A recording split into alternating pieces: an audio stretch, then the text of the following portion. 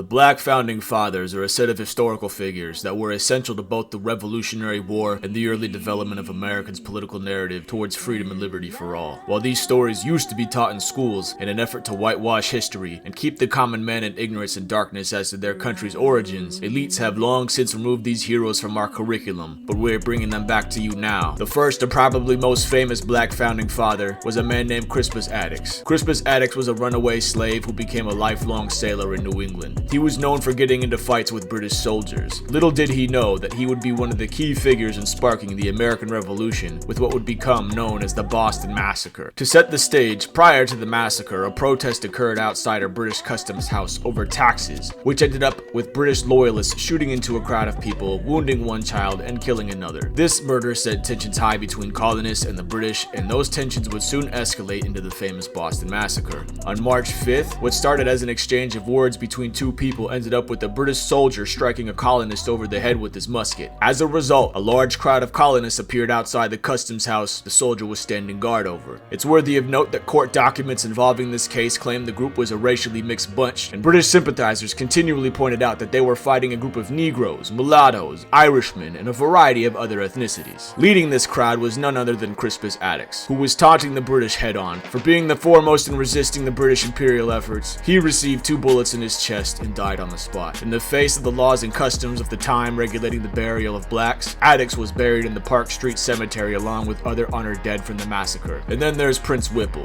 who was brought from what is now modern-day Ghana, Africa to the colonial trading center of Portsmouth, New Hampshire in 1760 when he was 10. Sent there to receive an education, he was captured into slavery and grew into manhood enslaved, a body servant of one of the colony's most influential leaders, the bodyguard of General William Whipple, who was aide to George Washington himself. It's said that he was given the name Prince because he always asserted that back in his homeland he was of royal blood. Because of his expertise and refinement, Whipple also served as major domo at the most elegant social events in the city, and he was so trusted by the Whipple family that he would be trusted with large sums of money to transport from Salem to Portsmouth. He would defend these funds at all costs after being attacked by a group of highwaymen, shooting one man and pistol whipping another. Prince Whipple has been identified by some as the African-American figure in the familiar painting of Washington crossing the Delaware River. Prince married his wife Dinah on her 21st birthday, which was also the date of her manumission, February 22nd, 1781. Whipple, however, was not freed until 1784. When William Whipple died the following year, his widow honored the general's promise to provide a lifetime home for his servants. She allowed Prince Whipple to move into a house on her property where he and Dinah raised their 7 children. They shared this house with another former Whipple slave and his family. Then there's Peter Salem, born a slave in Framingham, Massachusetts. When the war broke out, only free men were allowed to fight in the war effort. Salem's master was Major Lawson Buckminster, and he offered Salem his freedom in exchange for fighting in the war, to which Salem agreed. Salem would go on to fight many battles, but the one which would define his life was one of the most important in the war, the Battle of Bunker Hill. The colonists in their guerrilla warfare tactics had the advantage over the British, who were trained to march in single file lines towards their enemies on an open field. A large number of British officers were slaughtered during this battle, one of them a member of the Royal Marines, Major John Pitcairn, who led a force of 300 Marines. As he appeared atop a hill to make the war cry,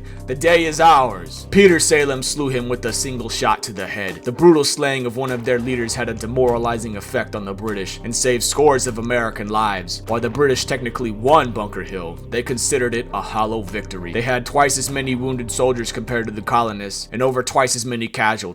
The colonists only retreated because they ran out of ammo. From early on, blacks were gaining a reputation among many Americans for their valiance and acts of bravery on the front lines of combat. Salem himself was presented an award in front of George Washington for his commendable deeds as a soldier. He would re-enlist to fight at Saratoga and Stony Point and remained a part of the Revolutionary War effort until he was honorably discharged on December 31st, 1779, serving a total of 4 years and 8 months in the war. When the war ended, Salem built a cabin in his home state of Massachusetts, where he worked till the end of his days. Records show that Salem was very well liked by his community. Children in the town were especially fond of him because he would tell them stories about his adventures with his friends in the war against the British. He died in Framingham in 1816, where he was buried at the old burying ground therein, which was an unusual honor for someone who was born a slave. In 1882, the town of Framingham erected a monument in his honor and also established the annual Peter Salem Day, celebrated on June 17th. Later, an organization called the Daughters of the American Revolution would place a stone on the land where Salem's cabin had once stood, inscribed,